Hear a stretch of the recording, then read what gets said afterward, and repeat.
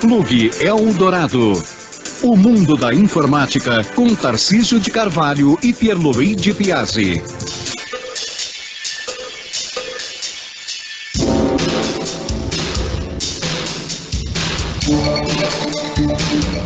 Olá a todos, está no ar mais um programa Plug Eldorado aqui pela Rede Eldorado. Eu sou o Tarcísio e hoje não está aqui o Pierluigi. Hoje ele não apareceu aqui pelo programa, mas em compensação, fiquem tranquilos, nós estamos muito bem servidos. Estamos aqui recebendo hoje aqui em nossos estúdios o presidente, curador do Museu do Computador, que anda meio sumido, mas com boas notícias aí pela frente. E também o secretário-geral do Museu do Computador, consultor de redes, de computadores de modo geral, de redes telecomunicações. De telecomunicações, exatamente. É o Jefferson Colombeiro. Bom, mas vocês sabem, esse programa, de qualquer forma, além das entrevistas, dos papos que a gente bate aqui, visando dar um upgrade nas áreas de tecnologia, no que está acontecendo de novo por aí no mundo da informática e da tecnologia de informação, a gente também tira dúvidas. E vocês, ouvintes, podem enviar as suas dúvidas para um e-mail, vocês bem conhecem já, é o info@redeeldorado.com.br.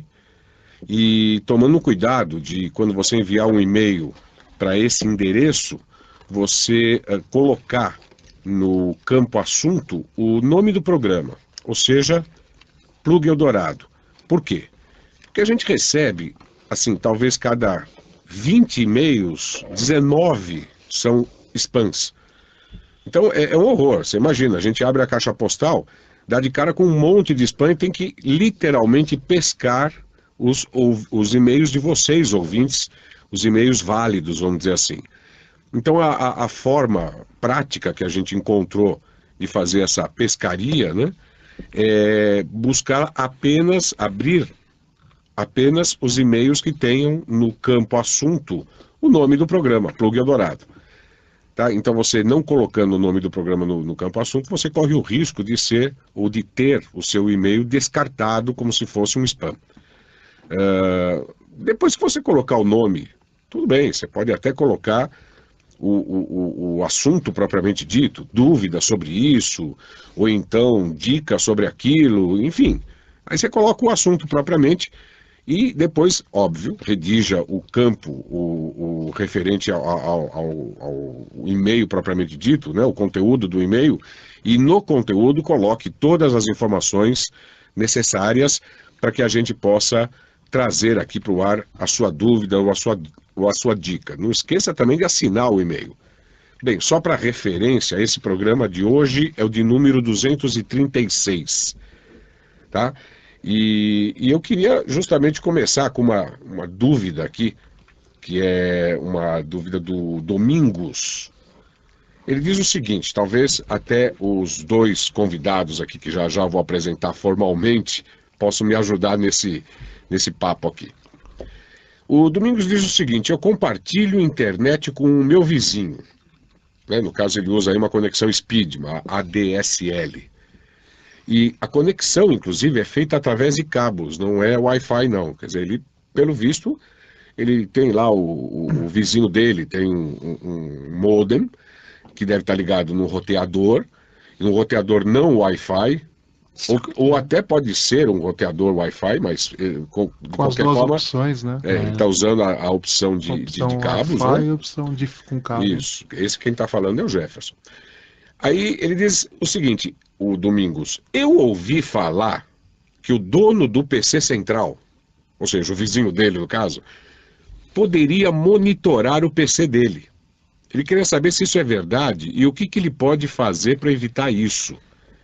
Eu uso muito o meu computador para ver contas de banco, fazer compras. Diz ele que o sistema operacional dele é um XP Professional.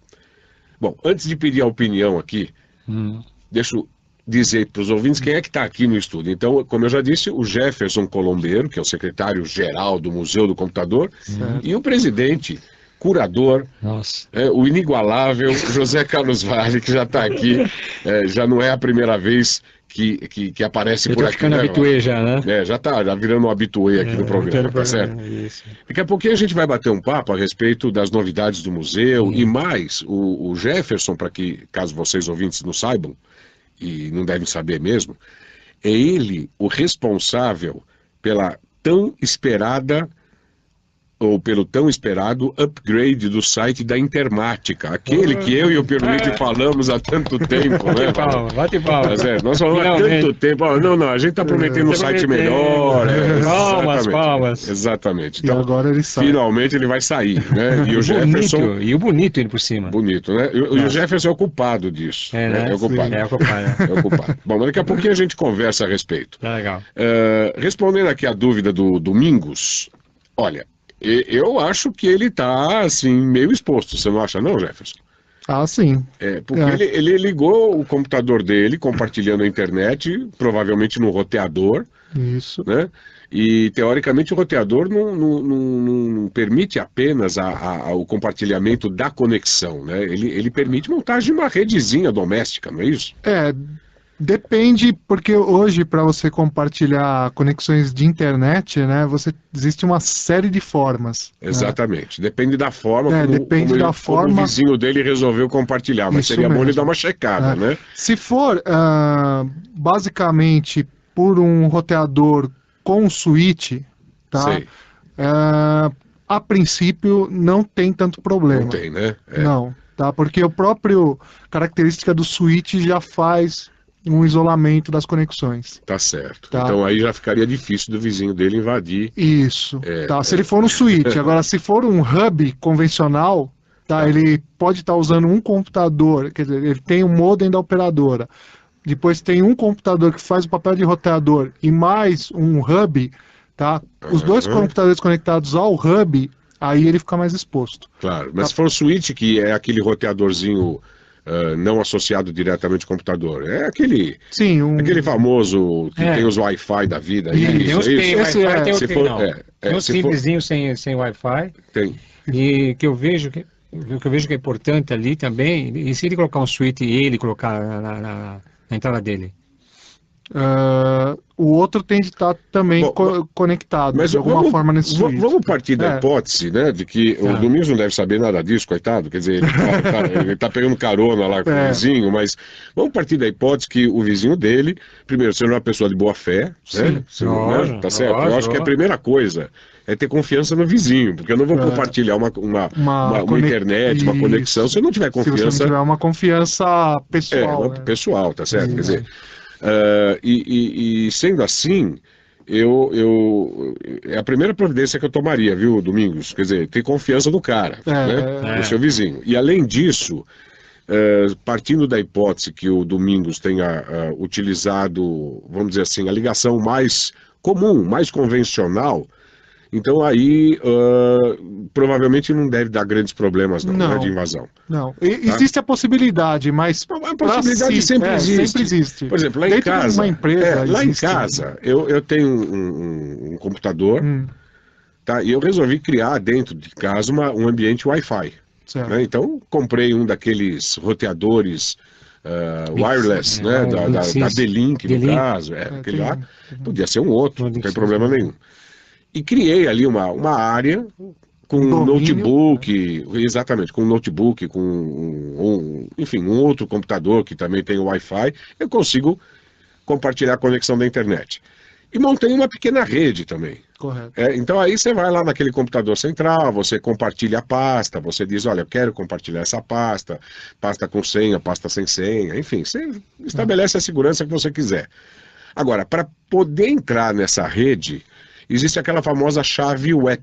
Isso. Né? Uma das técnicas de segurança. É uma das técnicas de segurança, que não é uma técnica hiper segura, porque na realidade, se um hacker quiser invadir a minha rede, ele consegue. Né? Quebrar uma chave web, você tem, exatamente, você tem ferramentas e tudo mais.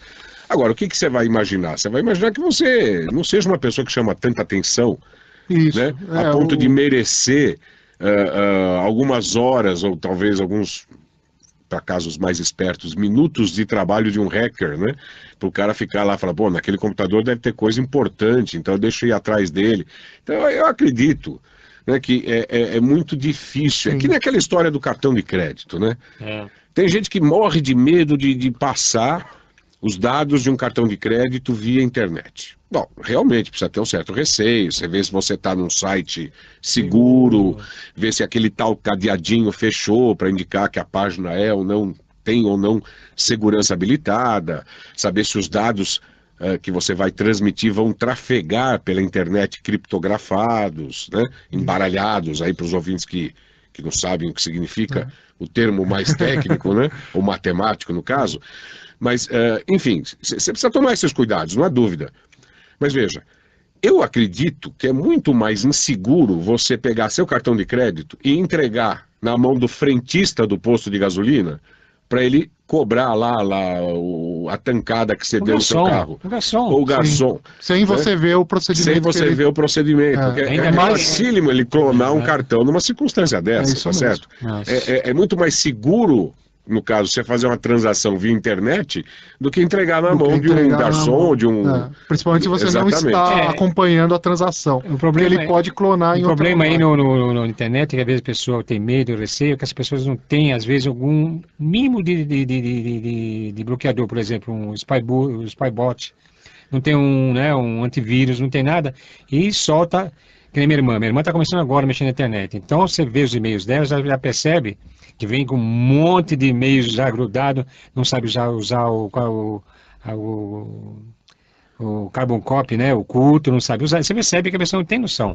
Agora, se ela chegar o mínimo de conhecimento técnico. Então, se ela chegar e já começar a pegar e o cartão de crédito já mandar bala, ela vai dançar. Sim, já está correndo risco. Já está correndo risco. Agora não. Agora no meu caso, eu no meu caso, você ou ele, já sabe, peraí, vamos colocar primeiro uma proteção, tal. Um programa antivírus, um programa que caça os malwares, né? Que são esses programas mal intencionados. Né? Tipo Spybot, ou aquele Adware, enfim. Eu pago o Skype, eu pago via cartão. Skype. Tranquilo. Sem problema nenhum. Sem problema nenhum. Então, e é isso, você precisa tomar esses cuidados, porque esses cuidados, viu, Domingos, e ouvintes de modo geral, são essenciais a serem tomados no caso de você acessar a internet, né, compartilhando ou não com alguém essa internet, porque se você não tomar esses cuidados, fatalmente o seu computador acabará um dia sendo invadido aí por um software mal intencionado, um malware, um cavalo de Troia, como se diz por aí, né? E aí sim, você corre o sério risco de ter as suas contas de banco e dados aí que você faz trafegar pela internet expostos por pessoas que você, obviamente, nem conhece. Minha esposa é o exemplo, ela falou assim, minha máquina tá lenta, tal, comecei a olhar, tinha lá, eu fui dar uma checada, tinha 2.000 vírus, um atrás do outro. Nossa, foi assim, pô. Você abria a tela da máquina, saía vídeo pra matar com chinelo, assim, né? Você matava os bichos com chinelo, assim, tá tudo saindo da máquina. Não, né? 2.000, né? Falei, nossa, isso aí.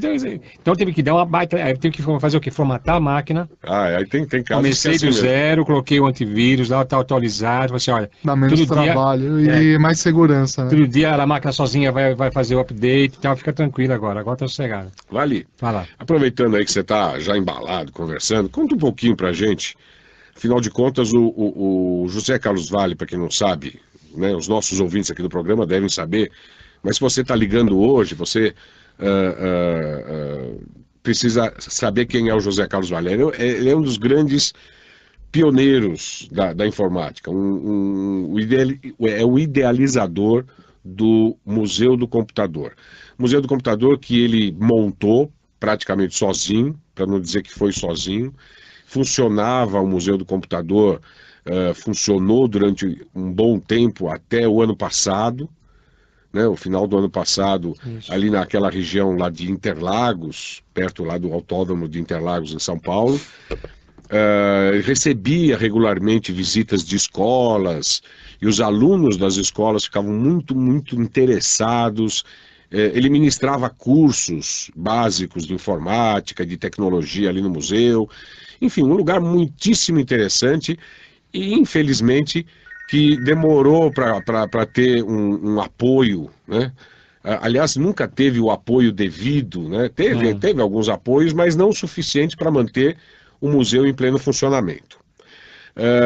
O José Carlos Vale, por motivos óbvios, precisou, vamos dizer assim, não digo encerrar, mas ele precisou interromper as operações do museu durante um certo tempo, e agora estamos aí com promessas de volta, não é isso, Vale? Isso. E mais, parece que o museu está prometendo voltar grande, renovado, com muito mais coisas do que ele tinha antes. Conta um pouquinho para a gente aí das expectativas da volta do Museu do Computador aqui para São Paulo. Bom, uma coisa básica que eu mais precisava fazer era salvar o acervo. Então ele está em 3 galpões. Então a primeira providência foi arrumar um local. Eu consegui um galpão. Uma empresa aí está pagando esse aluguel e eu peguei o contrato essa semana. E esse local não vai ser um museu. Vai ser só um local só para poder fazer a logística de eventos, porque nós agora vamos fazer o quê? Enquanto o museu não estiver aberto, o grande, nós temos que ter um local de logística e receber doações, porque nós estamos recebendo muitas doações muito boas. Entendeu? De qualquer forma, o Museu do Computador ainda é uma iniciativa que conta com doações. As doações, As doações, com os patrocínios que devem estar por vir aí, isso aí, né? também. Claro. E aí, esse galpão é lá em Itapecerica, onde eu moro. E hoje eu fiz o cálculo, da minha casa até lá são 3 quilômetros. Certo. Então tá 10. O que para os ouvintes não resolve nada. Não resolve nada. Ninguém sabe onde é a sua casa também. Tá tudo certo, né? Então, mas lá vai ser um local que vai ser estratégico para abrir um novo museu. Tá. Qual é o novo museu? O que é? Esse museu vai ficar com esse nome Museu do Computador, mas vai ficar assim mais como logística, como um local de recepção de doações. E o outro já está sendo montado já, que vai ser uma OCIP, que vai ter outro nome e que tem um pessoal profissional em cima disso. Então agora, realmente, nós devemos agora, em início de dezembro, já lançar o estatuto novo, já tem equipe, já temos até... reuniões periódicas. Reuniões periódicas. Tem até um parceiro já no Rio de Janeiro que já falou assim, ó, está liberado já um valor de X para começar já... Quer dizer que a coisa está se concretizando finalmente. Finalmente. Então, São Paulo vai poder contar, no caso, mais especificamente Itapecerica, mas é aí do lado. Né? Não, mas não vai ser Itapecerica, não. Não vai ser. Não. A ideia é o seguinte, a ideia é primeiro, ano que vem, nós vamos arrumar patrocínios para ter para o museu andar e ter um valor. E temos um escritório aqui em São Paulo, ali na Moema. Certo. E aí nós vamos fazer o quê? Nós vamos ver um terreno grande e construir. Ou se não for, é um prédio pronto. Mas não vai ser só museu, não vai ter o nome museu em si.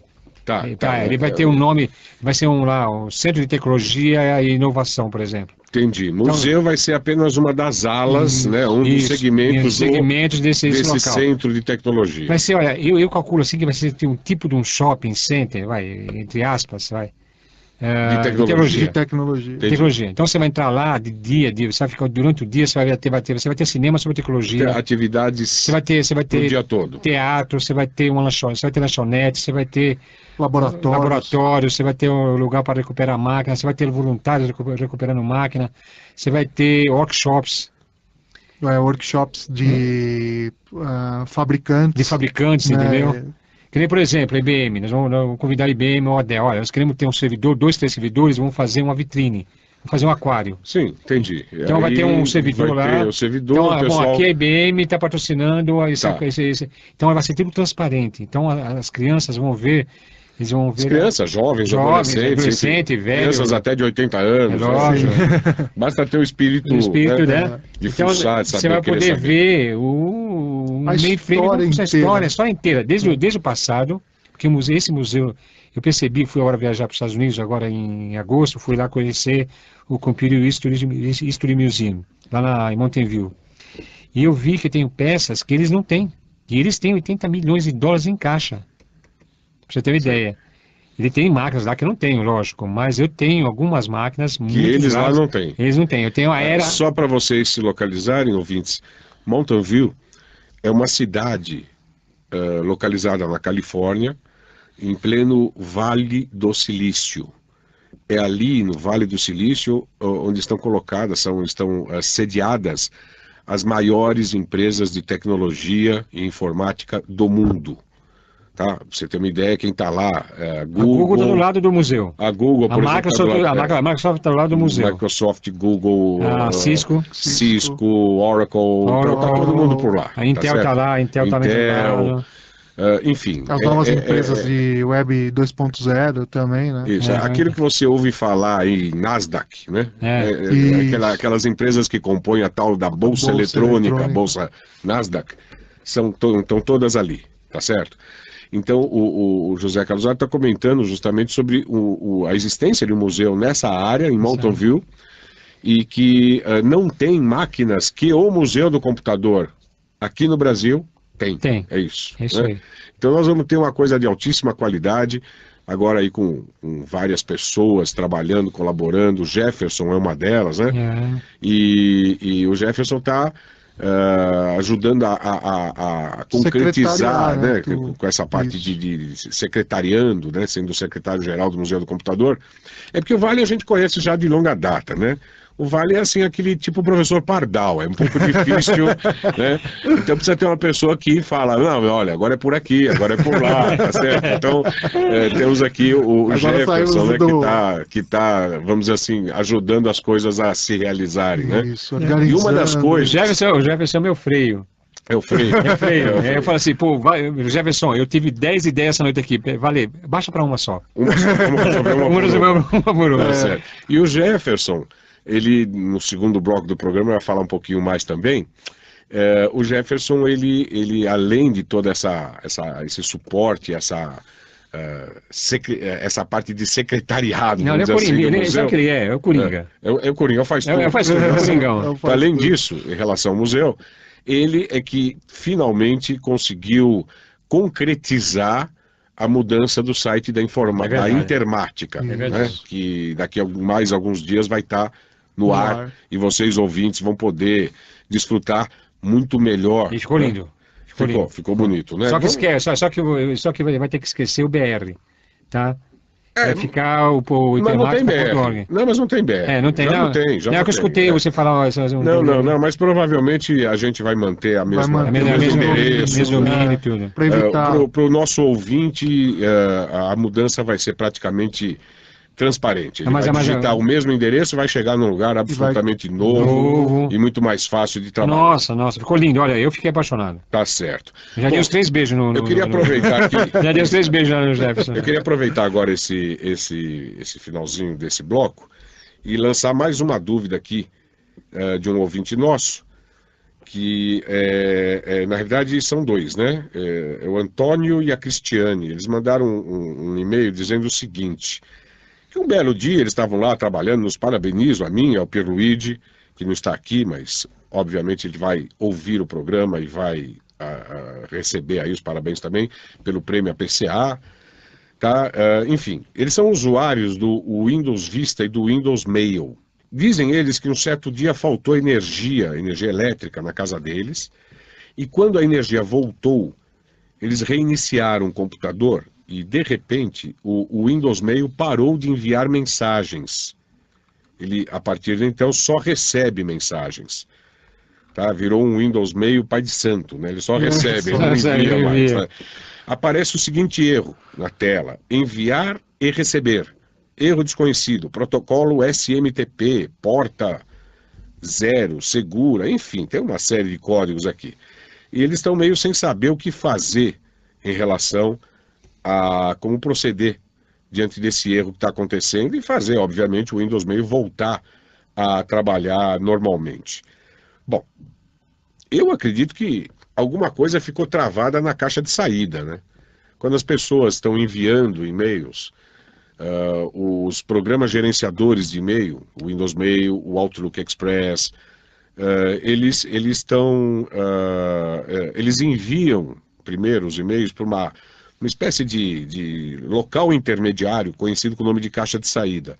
E a partir dali, à medida que encontra-se disponibilidade na conexão com a internet, da caixa de saída, efetivamente, o e-mail é mandado para o seu correspondente destinatário, né?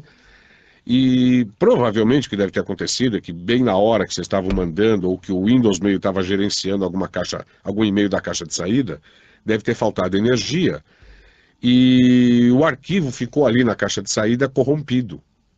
Então agora ele está travando. Truncado. Né? Tá truncado e está travando. E esse e-mail, ele travou? Será que ele apagou esse e-mail? Aí que tá. Ele deve estar travando o envio de novos e-mails. Então o que você tem que fazer é que eu particularmente não trabalho com Windows Mail. Eu ainda falo alguma coisinha, por exemplo, em relação ao Eu tenho uma ideia. Outlook. Eu tenho uma ideia. Mas olha, se você fizer o seguinte, tá?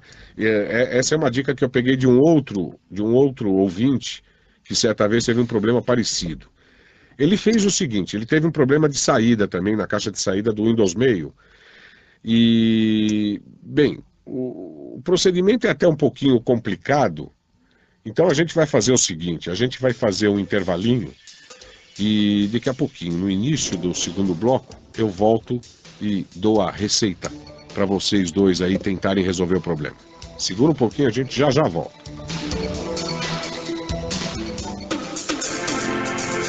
Você ouve Plug Eldorado, com Tarcísio de Carvalho e Pierluigi Piazzi. Agora na Eldorado, Infodrops com Tarcísio de Carvalho e Pierluigi Piazzi. Você se interessa em obter dados a respeito do planeta Terra? Há vários sites nos quais esses dados podem ser obtidos. O Geosoft DAP, o site da NASA, o USGS e muitos outros. Mas se você quiser reunir todas essas informações num único lugar, baixe o aplicativo DAPL.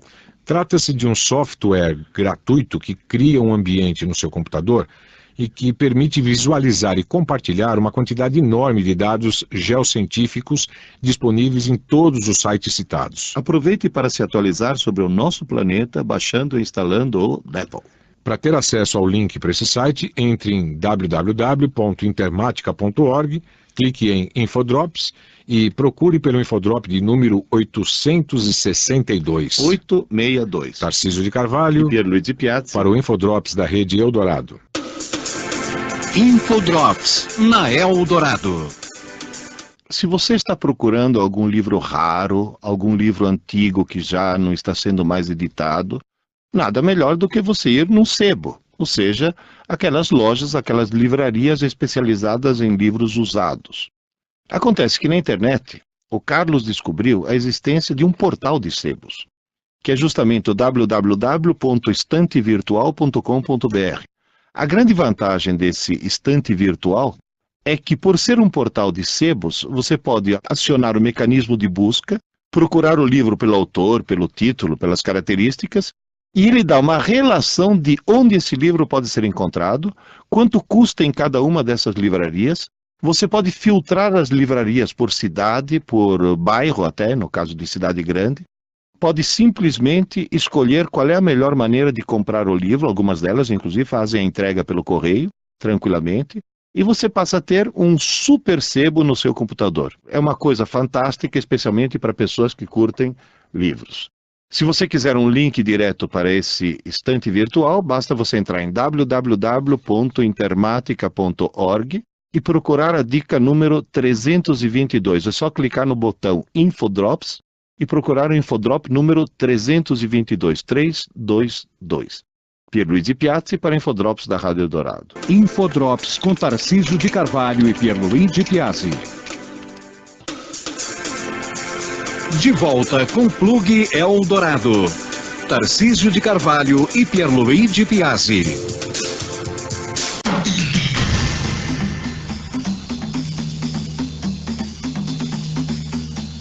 Estamos de volta agora com o segundo bloco do programa Plug Eldorado de hoje, que é o de número 236. E você, ouvinte, como fez aqui os nossos ouvintes, quem são mesmo? São dois, um casal aqui, o Antônio e a Cristiane. Pois bem, eles mandaram aqui um e-mail para o info@redeeldorado.com.br e se identificaram ali no campo assunto. Identificaram o e-mail deles com o nome do programa Plug Eldorado, por isso que o e-mail chegou íntegro, a gente está respondendo problema deles, só queria retomar, é o seguinte, eles estavam provavelmente mandando alguma mensagem usando o Windows Mail quando acabou a luz. O computador, né, desligou da forma inadequada. E o que aconteceu é que a partir de agora eles não conseguem mais mandar e-mails, porque o Windows Mail só recebe, ele não consegue mais enviar mensagens. Bom, dando uma pesquisadinha aqui, provavelmente vocês vão conseguir resolver o problema se vocês, abrindo o Windows Mail, no menu Opções, no guia Avançado, escolherem o item Manutenção. Então, Opções, Guia Avançado, escolha o item Manutenção. E você não vai fazer nada, você vai só dar uma olhadinha nesse item para verificar lá em Armazenamento qual é o caminho da pasta de dados do Windows Mail. Anote esse caminho, vai estar lá, C, /inversa, Windows, /inversa, alguma coisa, enfim. Veja qual é o caminho para localizar a pasta exatamente onde o Windows Mail guarda os dados. Os dados, as mensagens enviadas, recebidas, ficam guardadas numa pasta no seu computador. Então, para descobrir isso, vá em Opções, Guia Avançado, no item Manutenção, procure em Armazenamento, que pasta é essa? Só anote, não precisa fazer nada. Aí você fecha o Windows Mail, aí usando o Windows Explorer, né, o gerenciador de arquivos, você vai a essa pasta e renomeia a pasta. Aí você abre novamente o Windows Mail, e o que vai acontecer? O Windows Mail vai verificar a inexistência dessa pasta, porque a original foi renomeada, e vai recriar uma nova pasta, só que vazia, sem os seus e-mails, nem os recebidos, nem os enviados. Aí você cria novamente a conta, né, a sua conta com seus dados lá, POP, SMTP, lá do seu servidor, e depois você vai lá na pasta que você renomeou e copia as mensagens que você quer para a nova pasta criada. Em outras palavras, o que aconteceu provavelmente foi isso. O Windows Mail, o Outlook Express, eles criam arquivos onde os dados referentes às mensagens enviadas, recebidas, ficam armazenados. Se esses arquivos, por algum motivo, por exemplo, queda de energia elétrica, forem corrompidos, eles ficam ali travando o software, né, porque o software não consegue mais gerenciá-los, e infelizmente você não consegue, por exemplo, enviar mais mensagens. Por quê? Porque tem coisa ali na pasta de saída que ele não consegue desembaralhar, ele não consegue desembaraçar, tá? Então, essa é a dica que eu posso dar. Qualquer outra dica de outros ouvintes será bem-vinda em relação a isso. Vale, tem aqui uma pergunta. Essa é bem técnica, talvez você que já trabalhou bastante nessa área. Inclusive, a gente chegou aqui na Rádio Eldorado, tinha um computador que estava pink. A tela do computador estava linda, pink. A gente sabe, né, que normalmente quando uma das cores, porque o monitor ele trabalha com aquelas 3 cores primárias, que é o vermelho, o verde e o azul, o RGB, o Red, Green, Blue. E quando no cabo do monitor ou da placa de vídeo, um dos pinos referentes a uma dessas cores não está dando muito bom contato, aí vem a imagem, mas ela vem com toda psicodélica, né, com as cores todas malucas. E tinha um computador aqui na Rádio Eldorado que estava assim, mas o Vale não resistiu. Ele foi lá, torceu o cabo, mexeu, deu um nó no pino e pronto, resolveu. Tá certo? Tá lá, Eu acho que funcionando, deve estar bom, pelo menos ali pela cara da turma, ninguém tá reclamando ou pelo menos a cara não tá rosada, né, por causa do reflexo. Apesar que ela falou assim, ó, então deixa verde então, vai, já que é para deixar pink não, verde. Ela falou, deixa verde. Deve ser palmeirense, deve ser palmeirense. Mas olha, a pergunta que tem aqui, Vale, é a seguinte, o que pode estar causando ruídos, de vez em quando, igual aqueles de interferências de ligações de celular? Só aparece esse ruído nas caixas laterais, deve ser as caixinhas de som, na saída do monitor não ocorre. Os ruídos são detectados mesmo sem o celular estar operando, quer dizer, de repente aparecem ruídos nas caixinhas, interferência provavelmente de alguma coisa, mas não é do celular, a interferência, enfim, diz ele que a conexão dele é por modem, banda larga, 250 kbps, acho que isso não vem ao caso. mas o problema da máquina dele é que deve estar dando ruído. Eu não sei, deve ter alguma coisa. Às vezes, será que ele mora perto de um dentista? Né, às vezes um dentista... Você sabe que uma vez eu estava na casa de um amigo que estava com problemas sérios no computador dele.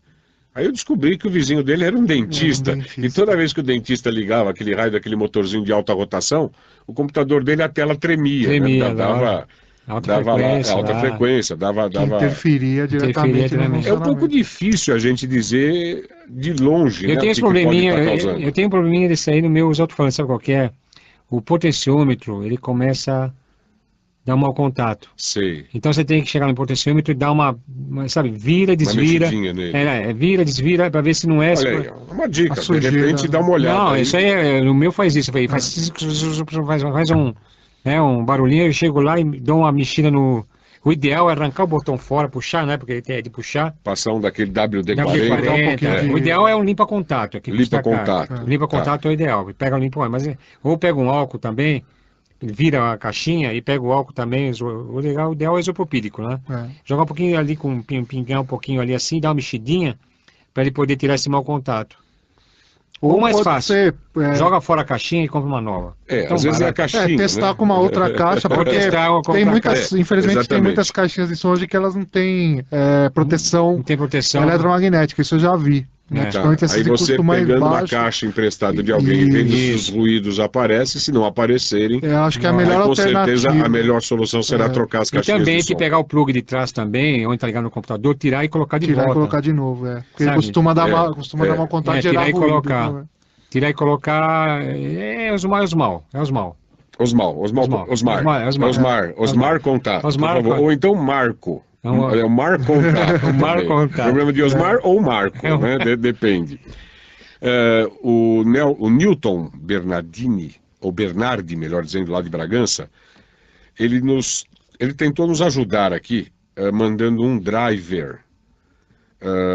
Muito provavelmente que esse é um problema que às vezes acontece aqui nos nossos e-mails. A gente queria pedir para os ouvintes tomarem cuidado com isso. Às vezes eles colocam no assunto do e-mail uma parte já significativa para o entendimento da dúvida. E como a gente acaba copiando apenas o corpo do e-mail e não o assunto, então às vezes ele fala, eu encontrei o referido driver. Quer dizer, o referido driver deve ser o referido no campo assunto, que a gente não puxou aqui. Mas pelo endereço deve ser um driver de scanner, que um ouvinte nosso no programa passado reclamou, que ele tinha um scanner, se não me engano, acho que TCE, e ele queria fazer o scanner funcionar eu lembro no Windows Vista, uma coisa assim, e não estava encontrando o driver adequado. Tá. Então, aparentemente aqui, esse nosso ouvinte, o Newton Bernardi, tentou mandar o driver, ele enviou o endereço. Na realidade, ele descobriu o driver lá no driversguide.com.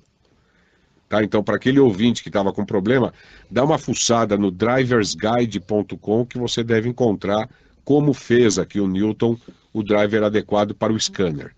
Agora, aproveitando, o Newton está com um probleminha. Ele, na tentativa de nos ajudar mais, ele tentou enviar em anexo o arquivo referente ao driver, né, que ele conseguiu até puxar lá do Driver's Guide. Quem sabe até para a gente, né, tendo esse arquivo, deixá-lo disponível no site da Intermática e depois ficaria até mais fácil para o nosso outro ouvinte poder puxar. O problema é que o arquivo é um executável, é um exe, e ele não conseguiu enviá-lo, pois ele foi recusado pelo provedor. Ele gostaria que a gente esclarecesse como é que ele pode remetê-lo. A resposta é muito simples, Newton, renomeia. Tá? Sei lá, chama driver tce.exe, por exemplo. Não sei se o primeiro nome era esse ou não, mas a extensão era .exe. Renomeie, tire esse .exe e coloque txt, coloque qualquer outra coisa que não seja exe, né? Que de executável. O antivírus deve estar bloqueado. Normalmente os provedores, eles têm um mecanismo, um filtro, que baseado na extensão do arquivo, se for exe, com, arquivos que sejam SCR, Que pode carregar arquivos que vírus. podem, de programa, arquivos que podem carregar vírus, eles normalmente bloqueiam. Isso aí é Tá? normal, é normal. É um filtro, é normal. Então, se normal. você renomear de EXE para um TXT, o Windows vai reclamar. Ah, se você renomear, pode ser que ele não funcione mais, não sei o quê. Não, não. Não é que não vai funcionar mais. Realmente ele não vai mais ser executado pelo Windows, porque não vai ser mais ser reconhecido como tal, como um arquivo executável. Mas você pode renomeá-lo, anexar. No corpo do e-mail você avisa, olha, o nome original do arquivo era EXE. Então quando você receber e baixar, renomeie novamente para EXE. Aí a pessoa que for receber lá do outro lado, pega o arquivo, que sei lá, vai estar com uma outra extensão, depois ele põe a extensão original outra vez, o EXE outra vez. Né? Isso é só você avisar no corpo do e-mail que a pessoa que vai receber tem que fazer isso para poder fazer o arquivo funcionar de novo. Aí vem um baita cavalo de Troia. Precisa tomar cuidado. Você passou um cavalo de Troia. Cavalo de Troia, como a gente já disse, pode ser um programinha mal intencionado, né? Às vezes ele faz sem querer. Às vezes faz sem querer, exato. Só que você tendo, que nem ele falou, você tendo antivírus e um anti-spyware, ele quando estiver recebendo, geralmente o... Mesmo você mudar a extensão. Ele procura, ele detecta. Ele detecta porque esses programas antivírus, eles normalmente eles fazem um escaneamento do código, né? Esse código pode ser um texto.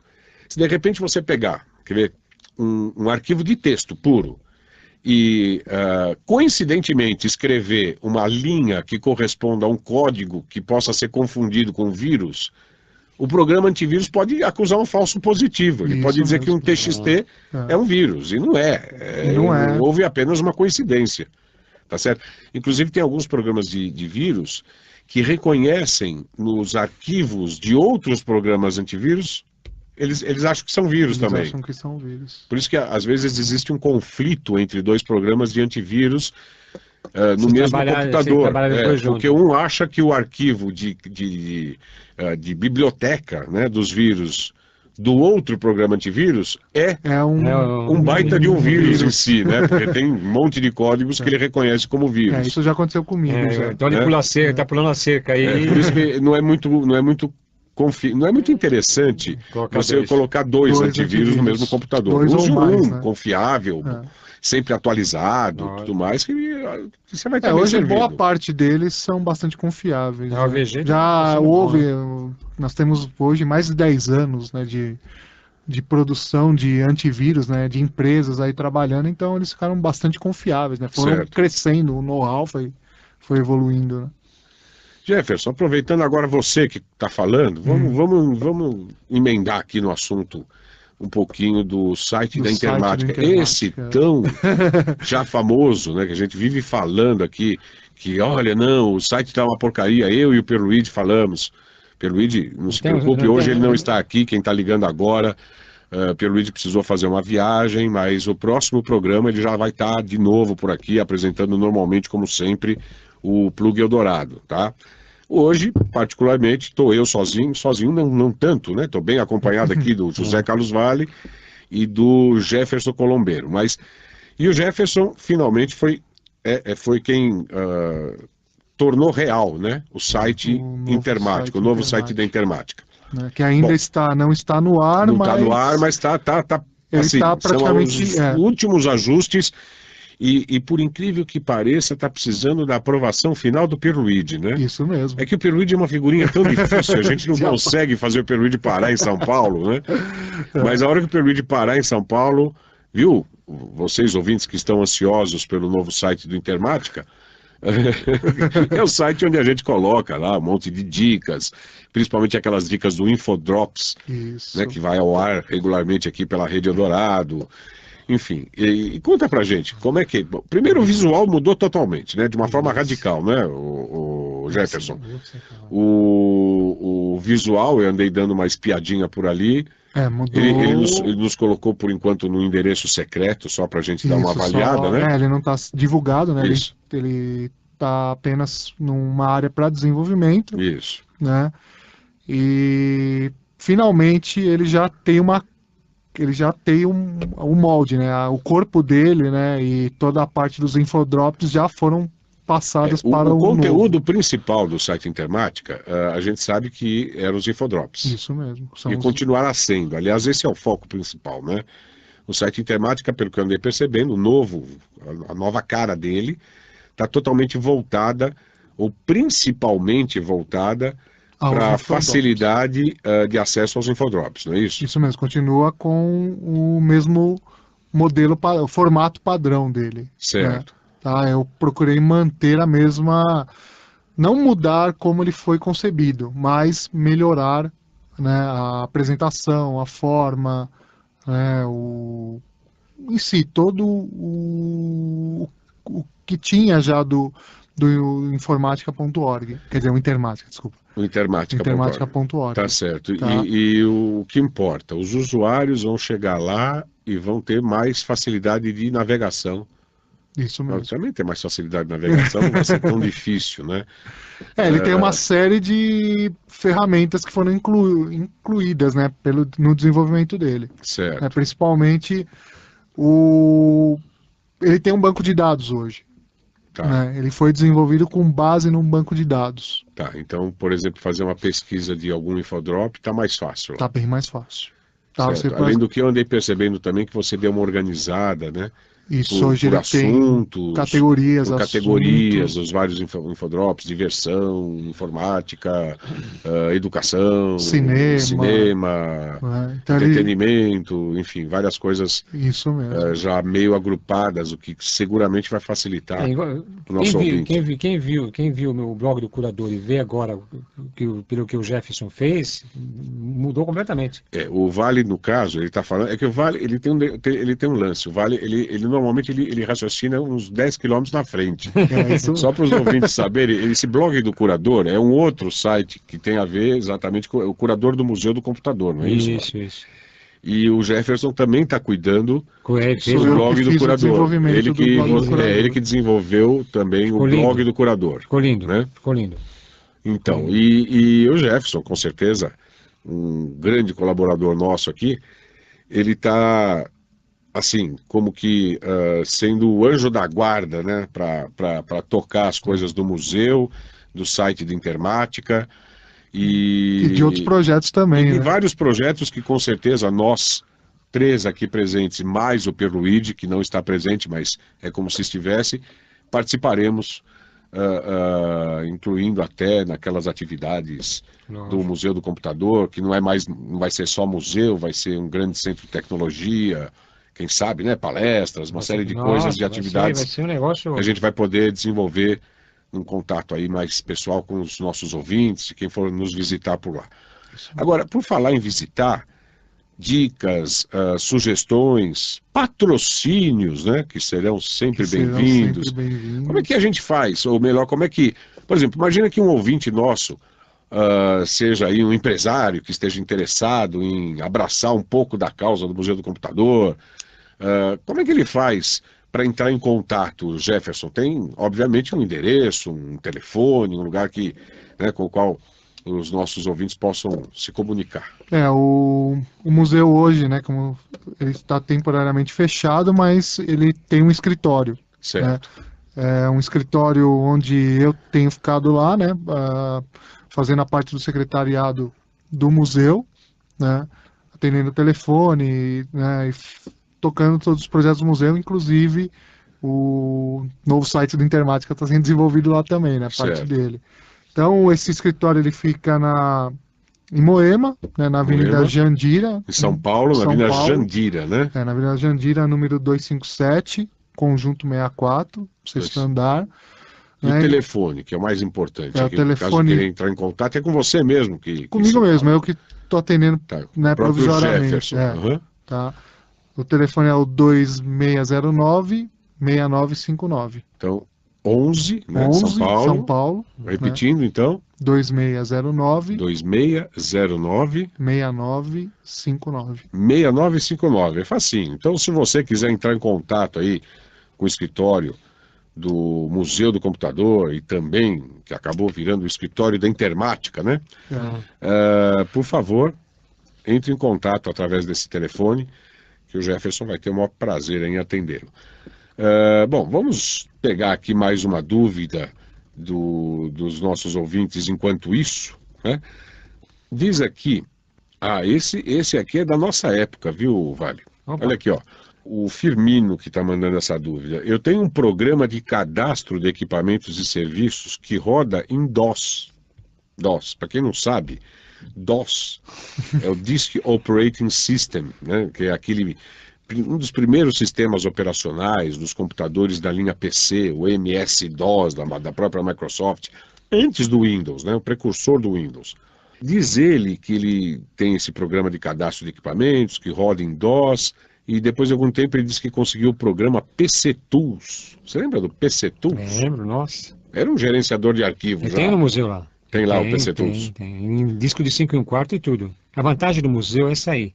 Você tem tudo. Tu tem os CDs, eu tenho muitos CDs de programas, disquetes de 3,5, disquete de 5 1/4 e disquete de 8 polegadas.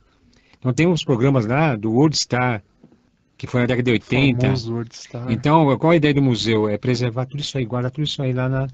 Então daqui, o museu vai ser uma referência, esse novo centro de tecnologia vai ser uma referência para o Brasil todo. Você quer qualquer dúvida, é que nem o Wikipedia que você fala, né? Sei. Só que ele vai ser mais voltado à tecnologia. Uma referência de tecnologia. Então você vai ter, que nem games, por exemplo, você vai ter referência de software, de drivers. E eu estou guardando todos os CDs originais, os disquetes originais, estou guardando tudo. Maravilha. Então o disquete de 5 1/4, o disquete mesmo, né? Eu tenho um monte lá guardado. Então você pode, quem quiser, às vezes, passar de uma mídia para outra, o museu faz isso. Maravilha. Então, e ele, continuando a dúvida dele, ele disse que conseguiu esse programa, né, o PC Tools, que altera os dados de impressão comuns a todos os relatórios /orçamentos, telefone no rodapé, por exemplo. Tal. Aí ele fez a alteração no programa fonte, mas ele não conseguiu efetivar essa alteração no programa executável, pois não imprime o que eu alterei. Se alguém puder dar alguma dica, realmente é uma dica do arco da velha, lá do baú. Né? Era do baú. Lá do baú. E é bem técnica. Porque isso provavelmente tem a ver com o programa compilador, né? Isso mesmo, é isso que eu ia falar. Da porque parte podia ver o bit ali, o PC Tools podia ver até o bit podia ver. O PC Tools, eu lembro que ele tinha um programa, ou melhor, ele tinha uma área de edição byte a byte. Você pegava lá o arquivo, aí você ia navegando através do arquivo e alterando efetivamente o programa até compilado, né? Se você quisesse, byte por byte. Byte por byte. Mas é uma coisa extremamente técnica, para programador mesmo, para aquele chamado escovador de bytes, Escovador né? de bytes. Então, bom, de qualquer forma, quem souber, né? Quer dizer, se for outro escovador de bytes que nem o Firmino, né? Tá lançada a dúvida dele aí, né? É bom ele falar qual a linguagem que ele utiliza, né? Exatamente. Em primeiro lugar. Porque, veja, ele tem um programa de cadastro de equipamentos e serviços, que roda em DOS. Ótimo. Agora, esse programa, provavelmente, o que é? Um programa já compilado em alguma linguagem. Deve estar compilado, deve ter uma fonte. Ele tem a fonte. Eu acho que sim. Diz ele que conseguiu fazer a alteração no programa fonte. Ah, bom. Então ele tem a fonte. Tá, então precisa ver se o compilador dele está funcionando adequadamente para os novos ambientes, né? Precisa ver se ele compilou, né? Precisa ver se ele compilou também. Precisa ver se ele recompilou. Ele pode ter mudado no fonte, mas esqueceu de compilar. Exatamente, De não recompilou. De repente ele fez em DBase, não sei. Possivelmente é DBase, Clipper, COBOL, que são as linguagens utilizadas na época. Tem mais uma dúvida aqui, essa parece ser simples, do Rock. Gostaria de saber se é possível configurar minha conta do Hotmail no Outlook Express, eu acho, imagino. Eu andei dando uma fuçada sobre isso. É o seguinte, existem dois tipos de acesso a contas de e-mail. O acesso via web e o acesso utilizando esses programas clientes, tipo Outlook, Eudora ou equivalentes. O Hotmail ele não usa o protocolo POP nem SMTP. Ele usa o protocolo de internet mesmo, que é o HTTP. No Outlook Express, você pode configurar indo no menu Ferramentas, Contas, Adicionar, E-mails. Na tela seguinte, você coloca o seu nome, o que vai aparecer nas mensagens, enfim, e depois na próxima tela você coloca o seu endereço no Hotmail, fulano@hotmail.com, por exemplo. Na tela seguinte, finalmente você confirme que o seu servidor é HTTP, é o Hotmail. Essa foi uma dica que eu peguei na própria internet. Acho que você pode checar e verificar se a coisa está certa ou não. Estamos encerrando o programa de hoje.